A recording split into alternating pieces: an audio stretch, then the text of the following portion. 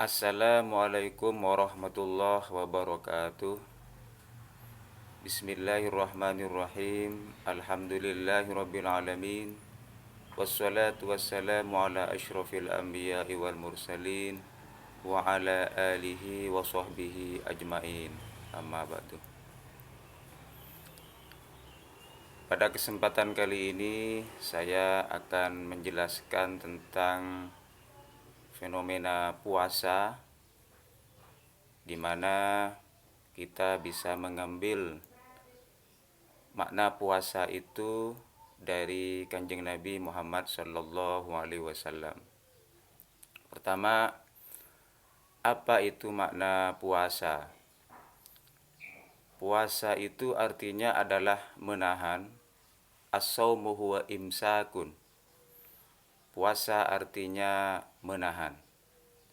Menahan di sini bisa dimaknai menahan secara lahir, al-zahir, atau menahan secara batin, al-batin.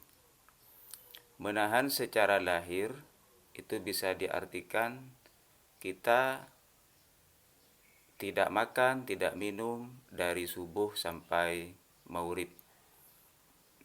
Nah, kita diwajibkan untuk tidak memasukkan apapun secara zahir pada fisik kita. Kemudian yang kedua, menahan dari aspek batin. Menahan ini contohnya meliputi tidak mengerasani orang, tidak berbohong, kemudian karakter-karakter yang jelek di mana itu merupakan sesuatu yang dapat merusak mental manusia. Di sini ada dua makna, puasa secara zahir dan puasa secara batin. Lalu pertanyaan kita, bagaimana puasa Nabi Muhammad Sallallahu Alaihi Wasallam? Nabi sebagai suri tauladan kita, umat Islam, itu tentunya melakukan puasa sesuai dengan ajaran apa yang telah diperintahkan oleh Allah Subhanahu wa taala. Cara berpuasa Nabi itu diantaranya beliau juga tidak hanya menahan dari aspek lahir seperti makan dan minum, tetapi menahan dari aspek batin. Sebagaimana sabda Nabi Muhammad SAW dalam hadisnya, kam min so'imin laisa min saumihi illal ju' wal ats. Begitu banyak dari orang yang berpuasa tetapi ia tidak mendapatkan apapun dari puasa itu kecuali hanya haus dan dahaga. Ini artinya berpuasa secara zahir itu tidak cukup ketika kita diharuskan untuk mencontoh puasanya Kanjeng Nabi Muhammad SAW. Dalam hal ini, puasa Nabi Muhammad SAW juga sama dengan puasanya para al-auliya, para ulama, mereka yang sudah mengerti tentang level puasa itu.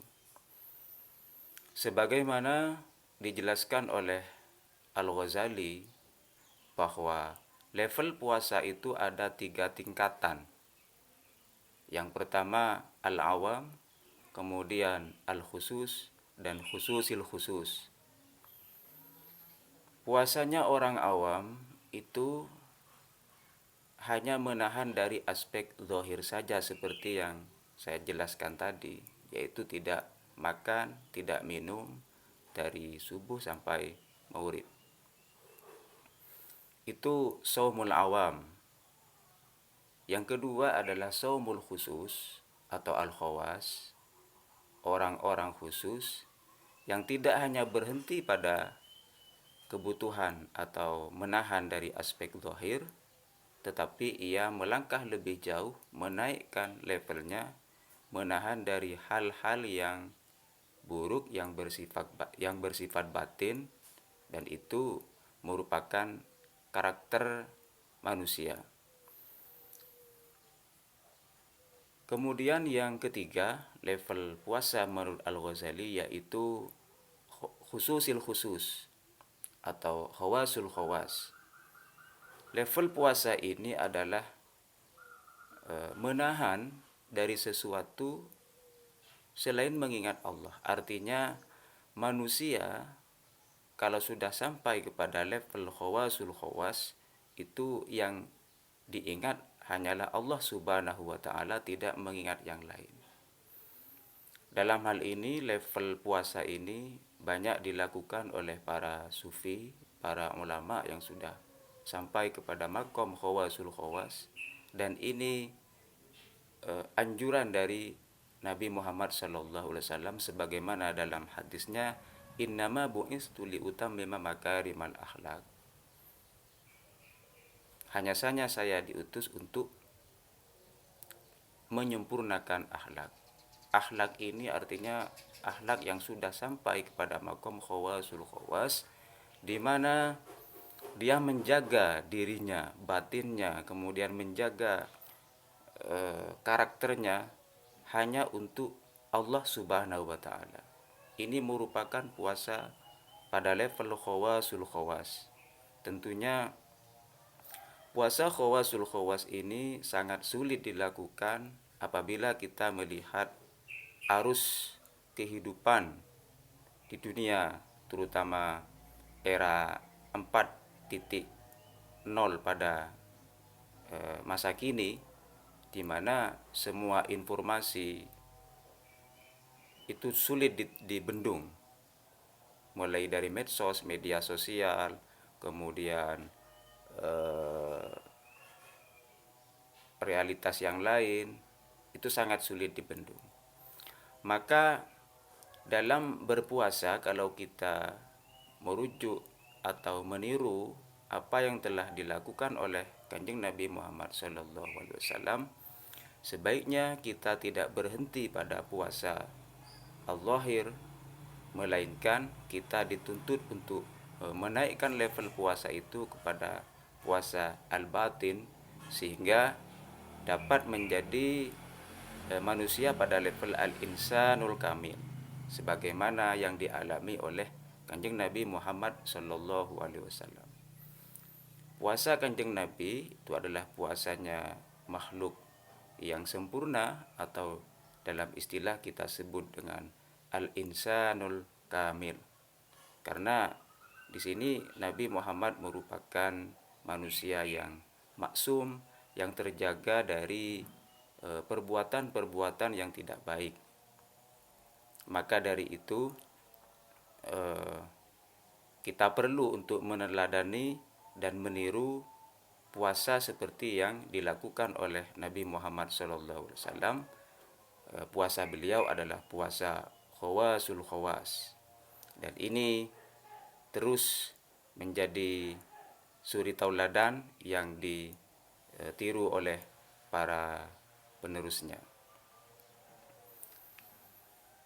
Terutama pada era saat ini, era 4.0 ini, orang-orang sudah mulai meninggalkan aspek religiusitas dari kehidupan dan hanya mengandalkan rasionalitas, akal, kemudian materi. Jadi kalau ada dua, materialitas dan spiritualitas ini, maka dunia 4.0 lebih banyak dipengaruhi oleh aspek materialitas, sehingga spiritualitasnya itu semakin terkikis. Seperti apa yang diungkap oleh Syed Nasr, Modern Man, Spiritual Crisis of Modern Man. Ada krisis spiritual dalam manusia modern, sehingga ini yang perlu dikembangkan lagi.